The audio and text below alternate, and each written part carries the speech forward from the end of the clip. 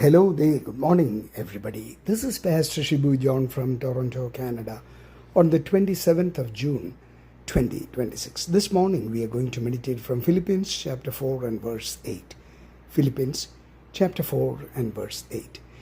Finally, brethren, whatever is true, whatever is honorable, whatever is right, whatever is pure, whatever is lovely, whatever is of good repute, if there is any excellence and if anything worthy of praise, dwell on these things.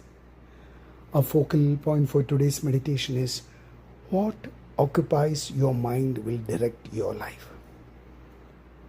You know what? The battlefield of the Christian life is often the mind. Before actions become habits, they begin as thoughts. Before words are spoken, they are first formed in the heart and mind. That is why Apostle Paul does not merely address our behavior, he addresses our thinking. The word dwell means to continually consider, meditate on, or deliberately give attention to something. Apostle Paul is teaching that a victorious Christian life begins with disciplined thinking. The Christian or a believer is to fill his mind always with the truth. Apostle Paul begins with whatever is true. Devil is called the father of lies. But Jesus Christ is the truth. The enemy attacks believers through fear, doubt, lies, and even discouragement. God's word answers every lie with truth. Subsequently or later, ask yourself, am I believing in God's promises or am I believing in my fears? A mind anchored in God's truth becomes steady during life's storms. A Christian believer is to focus on God's character. Always notice that every quality Apostle Paul lists reflects the character of our God.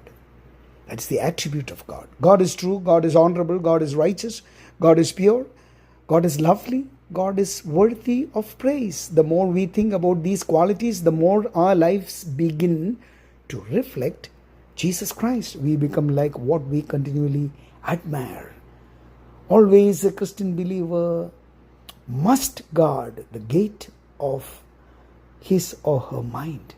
Our minds are constantly being fed by conversations, social media, news, entertainment, and the people around us. Every day something is shaping our thinking. If we continually feed on anger, fear, gossip, and negativity, those things will eventually influence our attitudes and actions. Apostle Paul is reminding us that we have a responsibility to guard what enters our minds. We should regularly ask, does this draw me closer to Jesus Christ or farther from Him?